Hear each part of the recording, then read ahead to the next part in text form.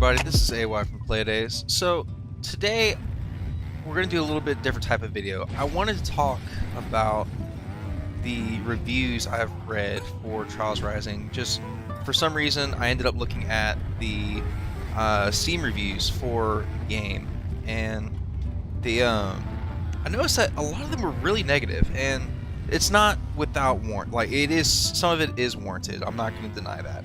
So one of the things that I noticed is that they're all fairly recent reviews as well. Apparently there have been issues implementing the DLC that have led that a lot of people who say bought season passes weren't able to were asked to re-download the DLC, which no, that's an issue. If you bought a season pass, you should be getting the DLC without any issues. So, and I apologize, the gameplay is not great right now. It's kind of hard to play this game and talk at the same time sometimes. Anyway, so while I wanted to bring, say, custom tracks for this video, I figured that, no, I really want to talk about this review issue I've seen. I wouldn't necessarily say issue, but it is worth talking about. So, I figured we'll start off with the bad. So the bad, one of the first things I noticed is that a lot of people had complaints about how it seems like an XP grind, like an experience grind, to get to the more difficult tracks in the game. So, I mean, as y'all know, I don't particularly care about the difficulty of the tracks. I know which ones I'm good at, which ones I'm not, what my skill level is in the game. However, for the people who are good at this game, like who willingly do the extreme and ninja level courses, I mean, the XP grind can be an issue, and it's really only present in single player, but the XP grind makes it seem that the skills associated with this game aren't the important part. The skills and the development of those skills aren't as important as just grinding out XP. And I think part of this is a problem that Ubisoft in general is starting to have, seeing how it seems like they want most of their games to go to this RPG style, these RPG style games, which isn't a bad thing for the games that are RPGs. Trials is not a role-playing game in the slightest. I mean, in no way is Trials an RPG. Now, one of the problems with the system that Trials has implemented is this contract system. Now, the experience grind and all that does make sense based off of the contract system. Although we tend to agree that we wish the game was still more about skills and skill development, at least the contract system does make sense in the context of what they're trying to do with the game. Now, on the downside, rather than simply improving your times and going for the platinum or the diamond medals, you're kind of forced to go through these contracts so you can get to the more advanced tracks in the game. I mean, I've unlocked a few of the hard tracks, while I highlight all these easy tracks. I've unlocked a few of the hard tracks, and yeah, it is a grind to get to them. There's no denying that. Now, one of the next things we hate most about, or that we as gamers hate, is the whole concept of loot boxes. I'm not going to go into details about what these loot boxes are, because for those of us who are gamers, we understand the issues with loot boxes in the gaming industry as a whole. Now, to Ubisoft's credit and to Trials' credit, these loot boxes aren't necessary at all, or gear crates as they're called. They're not necessary at all. I don't have any right now to unlock, but all they hold in them is cosmetic items. There's nothing game breaking in them. There's nothing that makes you go faster or helps you flip faster.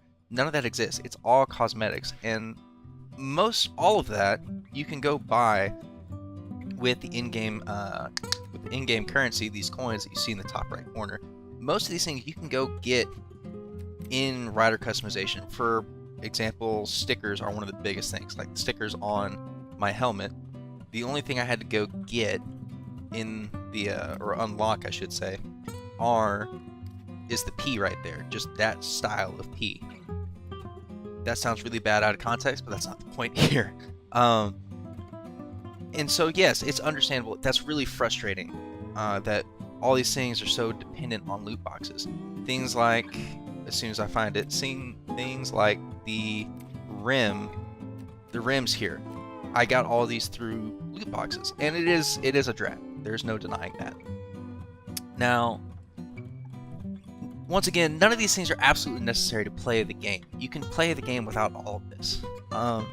But I will say that a significant problem that I did see in many of the reviews that I read on Steam, and I have experienced this as well, is that once you get to the higher levels, these loot boxes that you're supposed to get for every time you level up start to disappear, or you've been told that you've earned them, but then when you go to your gear crates, there's nothing to be found. That is a problem, and from what I've read, Ubisoft has not addressed it yet. Now, granted, are those loot boxes that you've missed out on, are you going to get those? Probably not. But what I don't know the solution there. To me, loot boxes in this game, I kind of ignore. I just open them because, oh, hey, they're there. But I don't go out of my way to look at, oh, what am I getting in this loot box? More often than not, I just click the button until it skips it. Now, the one other issue I'll say with the loot boxes is that the drops are very repetitive. More often than not, let's see, if I go into the jackets, this car coat I must have unlocked 5 times, or got it from a loot box 5 times. This denim jacket, something similar, so on and so forth. That is a problem with loot boxes, is the repetitiveness of them, which is part of the reason why, me personally, I'm not interested in them. Now, one other issue that I've seen brought up in these reviews are performance issues. Dropping frame rates, laggy gameplay, so on and so forth. And while I can't necessarily cue that up right now to demonstrate, I have had issues with that. Now, granted, I don't have the beefiest computer, but I do have a moderately decent rig. Something that, okay, I don't know if you could tell right there, but the frame rates just dropped quite a bit there, and made it really difficult to lean back. So, I don't have, as I was saying, I don't have the beefiest computer, but I do have a decent computer that should be able to handle a game like this fairly easily. And for those who don't know, especially gamers on PC, we prefer our games to be at 60 frames per second because games run much smoother, and it makes it that much easier to respond to a lot of different things. So on PC and in pretty much every game, it's reasonable to expect that whatever game you're playing on PC should be able to run at least 60 frames per second. I mean, that is a reasonable expectation, just because for the most part, most of us have hardware that can handle that. So when your game starts dipping into the 20 range, 30 range, it's a very noticeable difference once you know what you're looking at. And when those frames drop, it makes it that much harder to react to things like, in this game, say leaning back and forth at the right time, slowing down at the right time. And in games that are shooters like Rainbow Six Siege, which we've played on this channel, it can literally make the difference between you getting the kill and you being shot first, because it affects your reaction time that much. So yes, performance issues are a problem. I've noticed some. After reading these reviews, I see that I'm not the only one noticing these as well. And yes, you can fix, for the most part, you can fix issues like this on the player's end, but it's still an issue that needs to be addressed. Now, on a personal note, one of the things, I didn't see this as much in the in the reviews, but this is one thing that I am not happy with about this game. So I mentioned earlier that it used to be that the game was about skill development, improving your time, so on and so forth. Now it seems that every track is made into a race. I mean, as you can see, hopefully, you can see the little ghosts I'm racing against. Those are other players or other players' times that the game is trying to emphasize that you need to beat their times. To me, that's an issue. That's not what this game is supposed to be about. If I want to play multiplayer, I'll go play multiplayer. This game offers multiplayer. That's not what I'm here for. What I'm here for is to get better at the game, to improve my skills, and to make my times go faster and faster until I get up to those platinum medals and those diamond medals. I've yet to get a diamond medal, but getting a platinum medal feels like you have really accomplished something, and it's a worthy experience. Now, sure, you can turn the opacity of these ghosts down to 0 to where they're not present, but that the bar on the top right of the screen will always tell you where you are in comparison to whoever else's ghosts are in this race. And then honestly, even if you turn the opacity all the way down, at the end of each race you still see who came in first, second, third, fourth, eighth, however many people are in a race. You still see all that. So there's no way to turn the racing aspect off. And once again, I didn't see this as much in the reviews, but I do. This is my personal dislike of this game. Alright, so we've talked at length about what the bad aspects of this game are, whether it's my concern, whether it's something I read in the reviews. So I don't want to focus only on the bad. Let's look at the good stuff now. One of the things that was basically universally seen as a great thing are the custom tracks. In all the reviews I read, including the negative ones, one of the best things, or one of the things that everybody seemed to agree on, is that the custom tracks are wonderful. I obviously think so. I've done a custom track video on this channel, and like I said, I planned on this video being another custom tracks video. But as I said, the reviews seemed like it was an important thing to talk about, because in the recent reviews, I want to say 38 of the recent reviews have made it a mostly negative reception on this game, and on Steam that's a big deal. It's not necessarily a review bomb, but it's close. Oh, lost my controller. Anyway, like I said, it's not necessarily a review bomb, but it is close to one. So, like I said, the custom tracks are a good thing. We really love the custom tracks, and they are one of the best parts of this game. Now, on a personal note, as I get back there, so right now I'm playing on a custom track. Now, on a personal note, this game feels much more like a full game than the previous installment in this series did. If I remember correctly, when I played Trials Fusion, I really enjoyed what I was playing. I thought it looked really sleek, the gameplay was a lot of fun. However, to access something like custom tracks, which I'm playing now, you had to pay extra for it. You had to buy a season pass or DLC, if I remember correctly. I could be wrong, but that's what I remember. Now, that to me is wrong on every level, and that's a business practice that, say, companies like EA have become particularly known for. Now, in Trials Fusion, I want to say it was that way for the single player tracks as well. To do the hard tracks, now granted I only ever wanted to do the easy and medium tracks, but to do the hard tracks you had to pay extra. You weren't getting the full game with what you bought. So Trials Rising is a great step in the right direction. The DLC that we've been playing for Route 66, while yes, it does have its issues, has been fun. It's been a lot of fun, and it's added extra content like a DLC should. It hasn't been adding stuff that should have been in the game in the first place. At least that's the way it feels. It doesn't feel like this. It feels like it's extra content, which is good. That's how a DLC should feel. Now, in this game, like I said, I can't say enough. The custom tracks are wonderful. The setup for it, everything for it is great, and it's done right.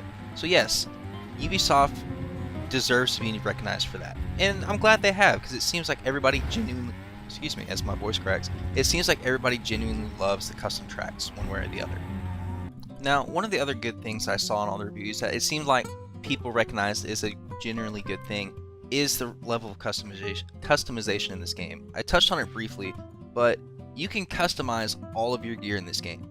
Now, granted, you might have to go and buy the right sticker or something like that, but you're not buying it with real money. You're buying it with the in-game currency, so it doesn't feel like it's ripping you off.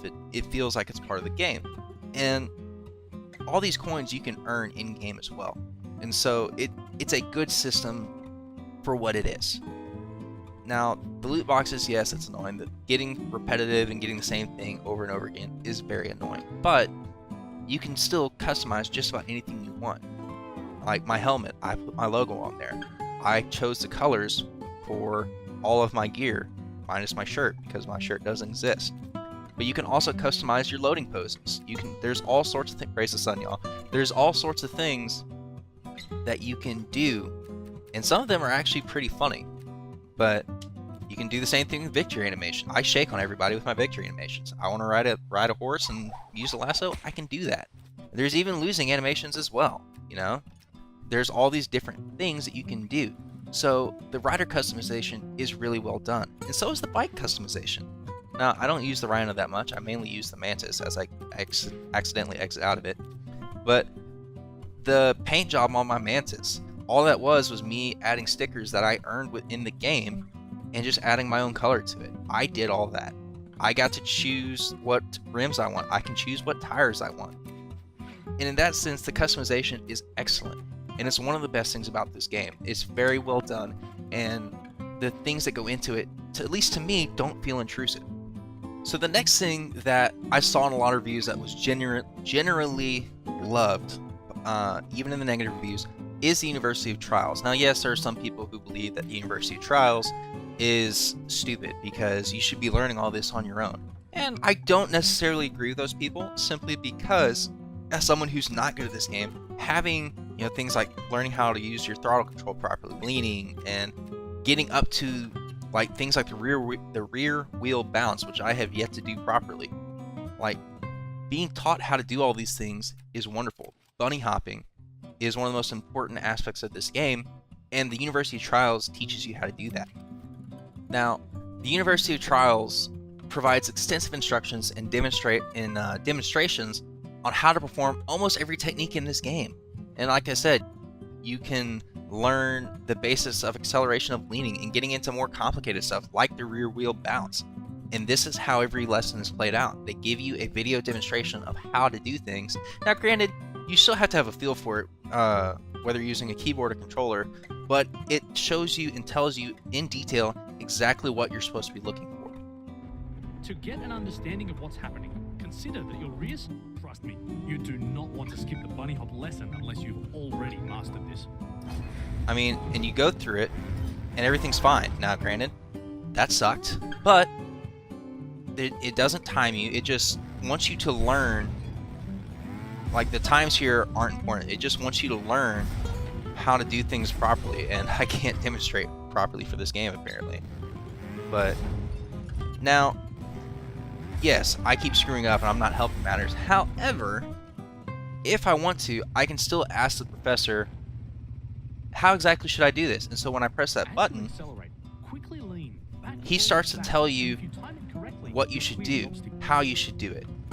And then there's a demonstration as well. Now, if I could just do it properly so I can prove that it works, it'd be better. However, this is still a core aspect of this game, and as you progress through the game, and yes, the XP grind is annoying, but as you progress through this game, more of these training sessions unlock, so you learn different skills as you get to the harder aspects of the game, and it's a wonderful thing that what they included in this game. Now, one of the last things I want to touch on is the core gameplay loop, and I really wish I turned these ghosts off now because they're really annoying, but we're not focused on the bad here, we're focused on the good. So, like I said, one of the things that I want to focus on right now is the core gameplay loop. And yes, it's brought up in some of the reviews I read as well, in the positive aspects of things. Now, the core gameplay of the game is wonderful. The leaning, the physics-based gameplay, it's all fantastic, and it's as good as Trials should be, and it's as good as I remember Trials being. Even though I didn't like Trials Fusion, the gameplay itself was still wonderful. Not only that, but the track design is fantastic as well, at least the ones that Ubisoft made. I mean, I'm on a moving train right now, trying to avoid getting my head taken off by whatever those things above me are called. And I'm having a blast. The moving tracks are fantastic. The moving pieces, it's all wonderful. And I love every second of it. So yes, the core gameplay loop and the, and the track design is fantastic, as I crashed right there. Now, feeding into this gameplay loop though, I want to come back and touch on the contract system. Yes, the contract system can be annoying, especially if you're just wanting to get to the harder level tracks. I understand that. However, one of the things that I do like about this contract system is the fact that it forces you to test your skills in the game. Yes, blowing through the track as fast as you possibly can, pushing for that platinum, pushing for that diamond medal, that is still a test of skill. However, doing stuff like this, beat Golden Nugget, that's beside the point, but do it with your bike on fire to where if you slow down too much, your bike collapses, and it counts as a fault, while wheeling for 40 meters on the track as well. That is a test of skill that I'm not going to do because it says extreme on there, and I'm not ready for that. So something like this. On this track, I need to finish with the Helium, which is the pedal-powered bike, and do it with an invisible rider while doing 8 backflips. So like doing this with an invisible rider, like I can barely see what's going on. I can't tell if I'm going to hit my head or not, but I still have to know how to lean. I still have to do these 8 backflips while finishing the track as well. Because I mean, none of these contracts can be completed if you don't finish the track. So yes, it's a test of skill. It's just a test of skill in a different way. It's like, yeah, no, I'm not necessarily going to have to get a gold medal or a platinum medal to pass this track. However, I get to test my skills in a completely different way, and that's not a bad thing. That is a good thing. It adds a variety to the gameplay that you otherwise wouldn't get. I mean, yeah, you're going to have the people who want to test what's possible in this game just for the hell of it, or the meme quality, or something like that. And that's fantastic, but not all of us are like that. Not all of us can do that. So I appreciate the contract system in that. Yes, it is annoying when you want to get to the advanced tracks, the extreme and ninja tracks, and I get that. But taking it for what it is and what it's meant to do, the contract system is a good thing. It forces you to play in ways that you otherwise normally wouldn't, and that, once again, that's not a bad thing. All in all, yes, I understand the negative reviews, especially with the issues with the DLC that have been brought to light, or at least been brought to light in those reviews. I understand it, and I'm okay with it. I don't really think review bombing is a great thing, but in this case, I think that the reviews are warranted. And for that, you know, I salute the people who leave those reviews, because it helps us look at this game objectively, or as objectively as we possibly can, to see, you know, what is good about this game, what's bad about this game. So to those people, I salute you. Now, all in all though, I want to say that this still does feel like a Trials game. It still feels like it's important for you to develop your skills as best as you possibly can. It still feels like it's important to push for those platinum and diamond medals. And to that, you know, I salute Ubisoft. As I said, I wasn't a big fan of Trials Fusion simply because of the paywall that it introduced. But that paywall doesn't exist here. It feels like a full game. It feels like all the content is here. And yes, the loot boxes are annoying. Yes, the contracts can be annoying. But overall, it's a good game. And I think that it deserves to be recognized for that. So, this is just my personal opinion. But, you know, I'd love to hear what anybody else thinks. You know, so if you have some experience with Trials, any of the Trials games, let me know in the comments. If you have something you want to say, what do you like about this game? What do you not like about this game? Please let us know. We would love to hear from you. So without further ado, this has been AY from Playdays, as I crash at the very end of this track and the end of this video. This has been AY from Playdays, so thanks for tuning in, and we hope to see you in the next video.